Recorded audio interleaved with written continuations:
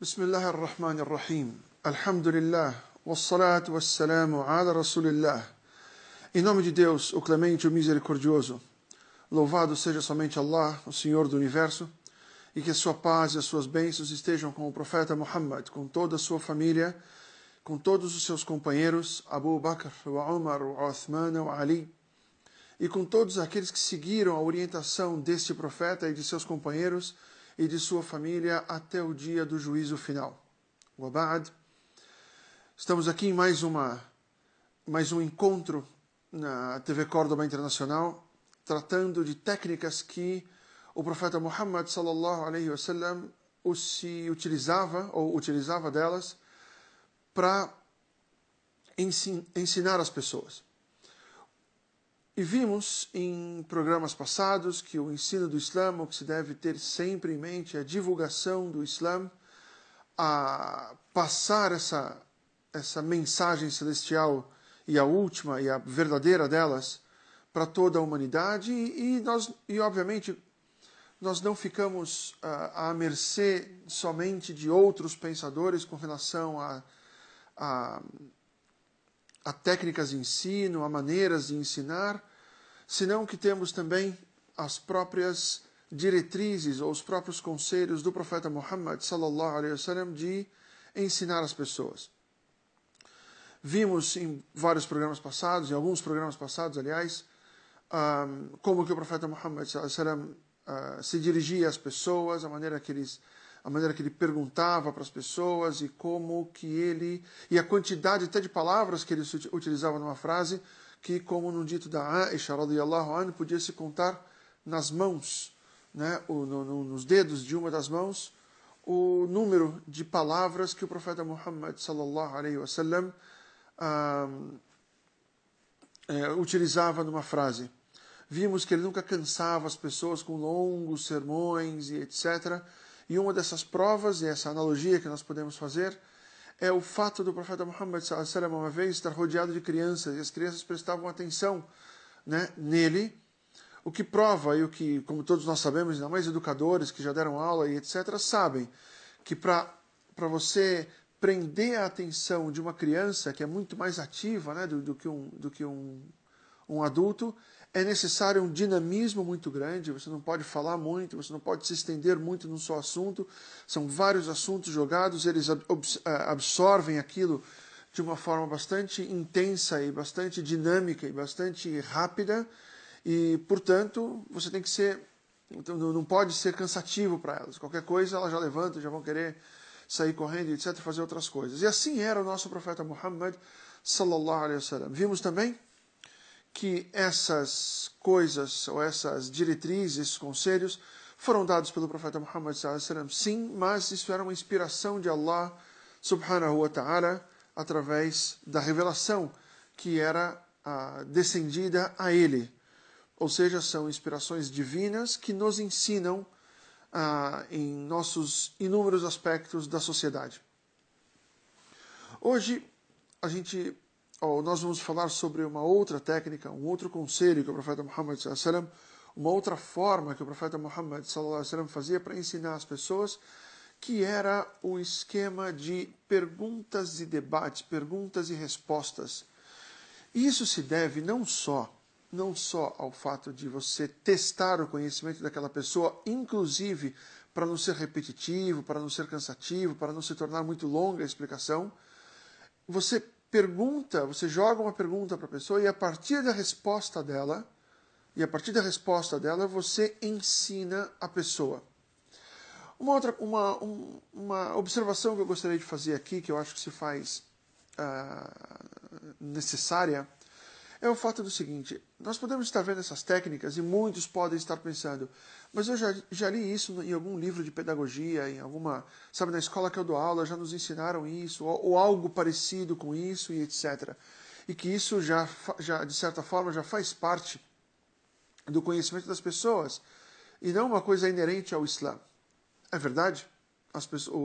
Muitos dos sábios que nós temos aí na atualidade podem ter chegado a conclusões parecidas com essas, mas não tem nada que se estranhe nisso. O que faz dessas técnicas serem realmente incríveis, ou serem realmente espantosas, é o fato dessas técnicas terem sido desenvolvidas há mais de 1400 anos. Ou seja, não precisamos esperar até os anos 90, os anos 80, os anos 70, os anos 60, os anos 30, para poder ter técnicas de ensino como essas. Essas técnicas, o profeta Muhammad sallallahu alaihi wasallam já as empregava, já as utilizava e já as ensinava há mais de 1400 anos. E aí é que está a beleza e a maravilha destas técnicas e desses conselhos e dessas diretrizes que o profeta Muhammad sallallahu alaihi wasallam passa para nós hoje em 2013. Isso é interessante. Ou seja, o conhecimento já existia há 1400 anos atrás. E aí eu sempre pergunto e volto a perguntar quanto que o Ocidente, quanto que as pessoas não perdem, né, por não entender melhor o Islã, por não aprender melhor o Islã, por não se aprofundar nos conceitos islâmicos, né?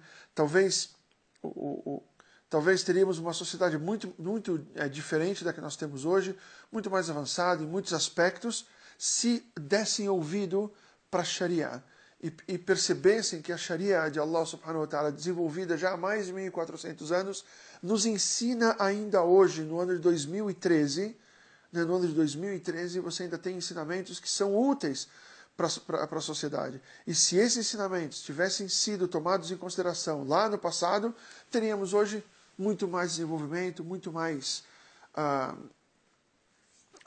outras técnicas, muita mais variedades de ideias do que temos hoje em dia.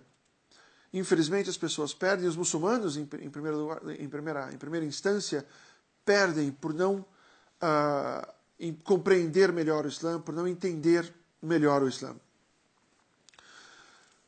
Numa narrativa de Abu Huraira, radiyallahu anhu, Abu Huraira, um dos principais companheiros, um dos principais narradores das tradições do profeta Muhammad sallallahu alaihi wasallam, disse, ele narrou, ele lembra que o profeta Muhammad sallallahu alaihi wasallam uma vez disse, na verdade perguntou para um dos seus companheiros, ou para vários dos companheiros que estavam sentados com ele, e ele perguntou assim, se um rio passava pela porta de cada um de vocês, então na porta de cada uma de suas casas, passava um rio.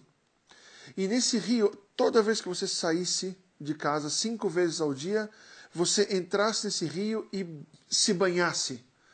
Quando você sai desse rio, ainda por acaso, depois de 5 banhos nesse rio, permaneceria algum tipo de sujeira no seu corpo? É claro que os companheiros do profeta Muhammad falaram, não, nunca, não se quedaria nada, não ficaria nada. Por quê? Porque são 5 banhos diários, né? E então o profeta Muhammad disse, exatamente, e este é o exemplo das 5 orações diárias, com as quais Allah apaga as faltas anteriores, ou apaga os principais, ou os pecados menores. Interessante. Primeiro, que nós vemos esse hadith, um breve comentário desse hadith, o profeta Muhammad primeiro joga uma ideia para os seus companheiros. Ele joga uma ideia. Imagine que na frente das suas casas passa um rio e que você se banhasse nesse rio 5 vezes ao dia. Saísse de casa, banhasse e saísse pelas ruas. Seria lógico que depois de 5 banhos em um dia, hoje em dia nós normalmente não tomamos 5 banhos diários. Mas imagine que você tomasse 5 banhos todos os dias, banhos bem tomados, com atenção, com zelo e com cuidado para poder tirar todo e qualquer tipo de impuridade ou de sujeira do seu corpo, da sua roupa e etc. Ou seja, imagine 5 vezes ao dia, você para tomar esse banho com atenção, com calma, não tomar aquele banho rápido, mas tomar atenção, com calma e etc. Ficaria algum tipo de sujeira?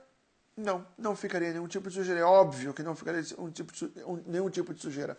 Ou seja, a ideia está jogada. Então ele explica um dos benefícios das 5 orações que nós fazemos ao dia.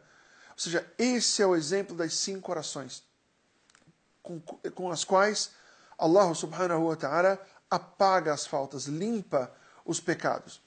Um pequeno comentário.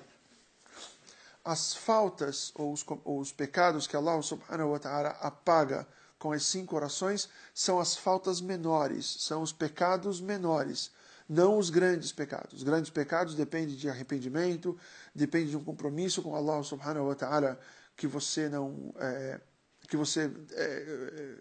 vai cumprir, depende do arrependimento, do compromisso com Allah subhanahu wa ta'ala de que você não vai voltar a fazer aquela falta e etc. Ou seja, essas pequenas faltas que são apagadas com a prática das orações são aquelas pequenas faltas que às vezes nós não percebemos que cometemos ou nem mesmo sabemos que cometemos. E, portanto, não temos tempo de nos arrepender, ou às vezes passa e você acaba não se arrependendo propriamente, de maneira própria.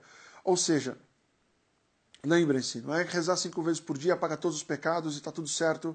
Não é assim. Essas faltas são as faltas menores. As faltas maiores dependem de arrependimento, pedir o perdão desse pecado maior para Allah subhanahu wa ta'ala, com o compromisso com Allah subhanahu wa ta'ala de que você não mais vai voltar a fazer ou a cometer essas faltas.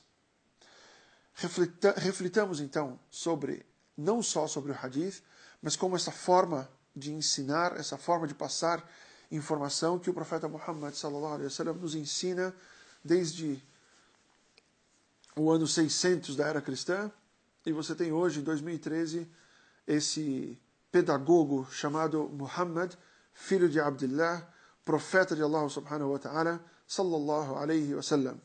Que a paz e as bênçãos de Allah subhanahu wa ta'ala estejam sobre o profeta Muhammad. Que as paz e as bênçãos de Allah subhanahu wa ta'ala estejam sobre aqueles que seguiram o seu exemplo e seguem o seu exemplo e praticam as boas obras com a sincera intenção de seguir ao profeta Muhammad sallallahu alaihi wasallam.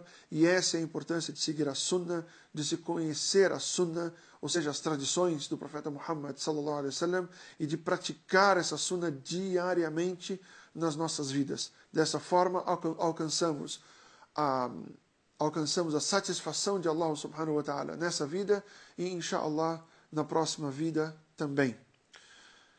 Barakallahu fikum, jazakumullahu khairan, que Allah subhanahu wa ta'ala recompense a todos os que estão nos acompanhando nesses dias, recompense a todos que nos acompanham e repassam essas informações para aqueles que não tiveram a oportunidade de acompanhar conosco esses programas. Shukran. Wassalamu alaikum wa rahmatullahi wa barakatuh.